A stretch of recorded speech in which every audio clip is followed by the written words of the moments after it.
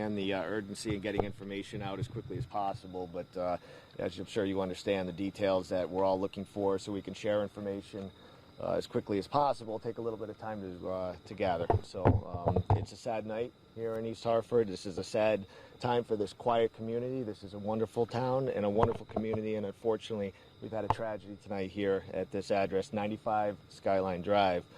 Shortly after 6 o'clock, about 6:17 or so, we received a panic 911 call up to our dispatch center for what were the sounds of a domestic violence incident on the other line. Officers responded as quickly as they could. Upon arrival, they were met with adult parties inside the residence. There was obviously a serious domestic violence incident going on with some obvious injuries to people involved. The details that I have so far are that a struggle ensued when the officers arrived with one of the parties involved in the domestic, a male. The struggle resulted in certainly injuries to one of our officers who was being treated at a local hospital, non-life-threatening injuries. But during the course of that struggle and the investigation of this domestic violence incident, deadly force was determined to be necessary in order to stop further injury or further tragedy from occurring within the household. At this time, we do have a male person who was involved in this domestic violence who has been pronounced dead at a local hospital. That's after immediate treatment was rendered by officers involved, and then East Hartford Fire Department paramedics responded to the scene. They were called and responded immediately to the scene and began treating all parties that were involved in this incident.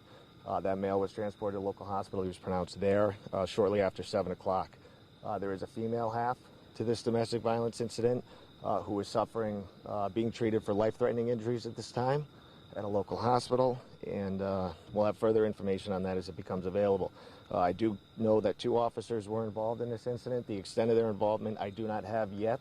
This deadly force aspect of this case will be investigated, as I'm sure you understand, by Connecticut State Police, the Connecticut State's Attorney's Office, with our support and help and cooperation.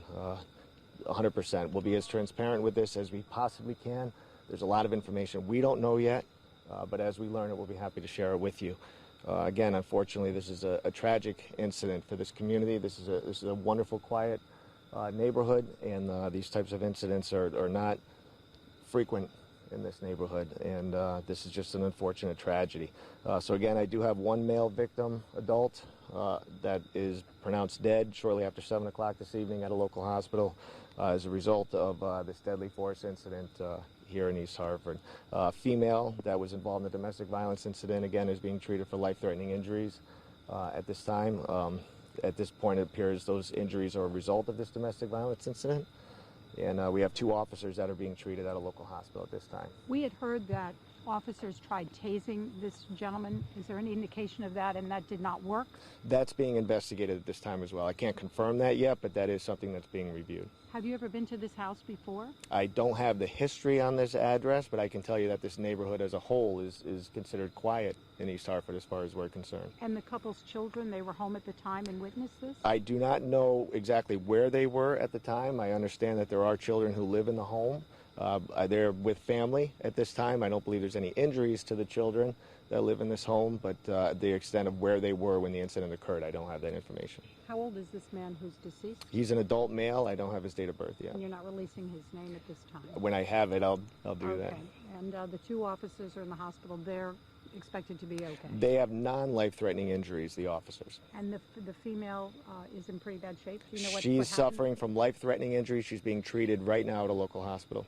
Is there any indication of how many officers fired or how many shots were fired? 2 officers responded initially. I can't tell you for sure whether one or both of them fired or not. Any idea if a weapon was recovered, a knife or a gun? I don't have that information either. Thank you very much. Yeah. Okay, we'll be sure to update you and keep everyone posted as soon as we can. Just describe the nature of domestic violence calls. When you guys get them, it's a pretty... Yes, unfortunately that's, believe me, not to minimize this, but it's a situation that could happen anywhere. And unfortunately, this is a case where it escalated to a very violent level with tragic results. How long do you guys think you'll be out here? The State's Attorney's Office, Connecticut State Police, will be taking over the investigation, as I indicated, which is standard protocol in a circumstance like this, an incident like this. There's obviously a substantial amount of evidence that needs to be collected, so we'll be out here for a significant period of time. Anytime an officer discharges his weapon, there has to be this protocol. Certainly. Okay. given the nature, is there anything you want to say to folks who may be in domestic violence situations? Anything you want them to know in light of all that? At this point, it's so early in the investigation, I can't even begin to speculate as to the what or whys behind it. But certainly, any alternative to domestic violence is a better one. All right, thank you. Thank you. I'm going to go to the call and see if I can find